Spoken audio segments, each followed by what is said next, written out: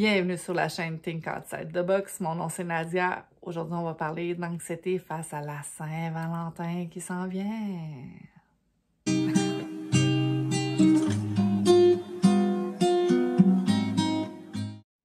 Alors, pourquoi parler d'anxiété face à la fête de Saint-Valentin qui s'en vient? C'est que j'ai un tag, donc anxiété généralisée, ce qui fait que plusieurs petites choses qui peuvent être anodines pour certaines personnes, moi, ça prend une ampleur, dont l'anxiété de la Saint-Valentin. Puis j'ai réglé ça il y a une couple d'années, donc j'avais envie de partager ça aujourd'hui, tout simplement. Comment ça a commencé? Ça a commencé probablement dans le coin du secondaire, donc vers l'âge de 12-13 ans, où les écoles, voulant bien faire, font des courriers du cœur, où c'est possible d'envoyer des valentins à des personnes qu'on aime dans l'école. La journée fatidique arrive où tout le monde se donne des valentins, mais le côté amoureux, romantique, ça me brisait le cœur. Puis là, c'est là que tu te mets comme plus à penser à toutes les autres qui ont les chums, puis tu t'en as pas, puis tu trouves ça stressant, puis tout ça.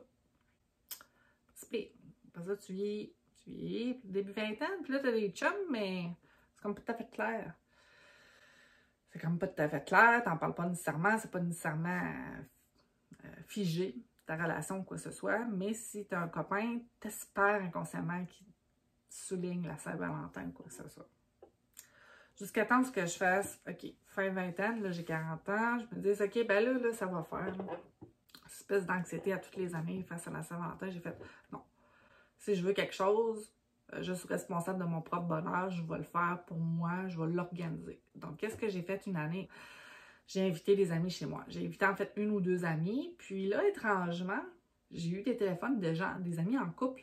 Moi, Nadia, c'est parce que ma blonde, on sait comme pas quoi faire, puis on est comme stressé, là, on sait pas quoi faire, puis ça a l'air, tu fais de quoi chez vous, est-ce qu'on peut y aller?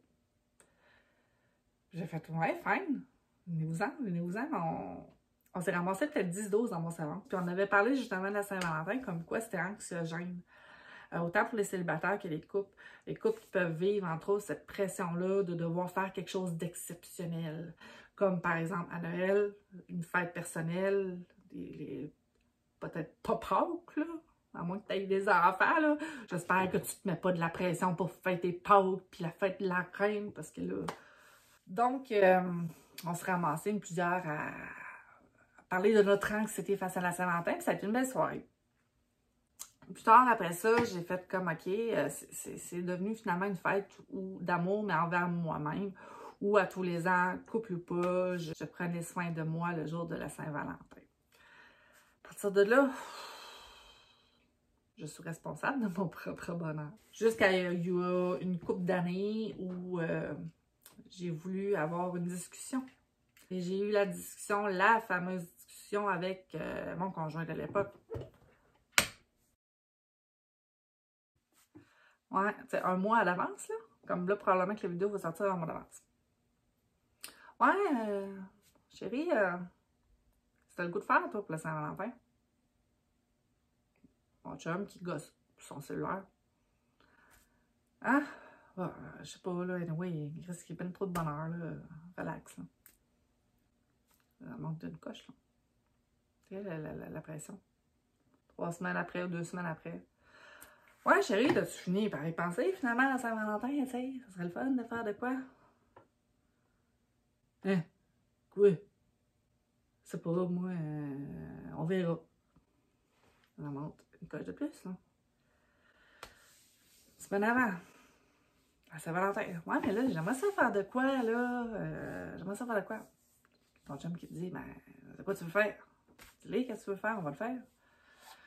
Et là, ça monte une autre coche. Pour me rendre compte que finalement, c'était le côté princesse derrière qui parlait. Le côté où, à la Saint-Valentin, c'est l'homme qui entreprend, c'est l'homme qui donne un cadeau, éprouve son amour. Et pourtant, j'ai souvent entrepris des affaires dans mon passé pour la Saint-Valentin.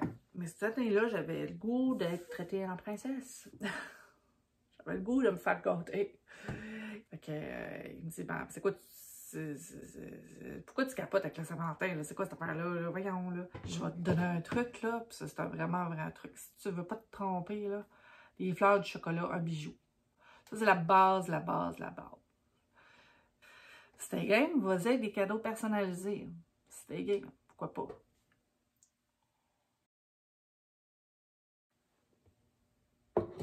soit en couple, qu'on soit célibataire, l'espèce de pression sociale de la Saint-Valentin de « j'ai besoin de me faire prouver qu'on m'aime ». C'est weird. C'est weird, tu sais, je veux dire, j'étais allée à l'école, il fallait prouver que j'avais des bonnes notes. Après ça, tu travailles, mais là, tu as des évaluations, mais là, il faut que tu prouves ta performance.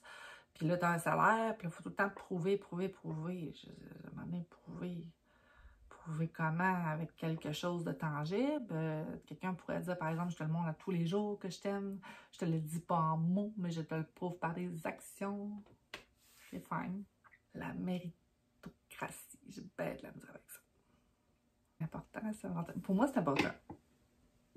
Quand t'es seul, ça pèse encore plus, on dirait. Surtout, la symbolique est tellement forte, le Saint-Valentin.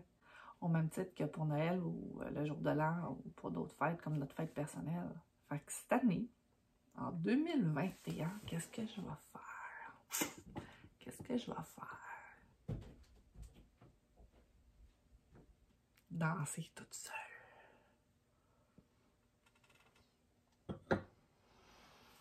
Joyeux Saint-Valentin.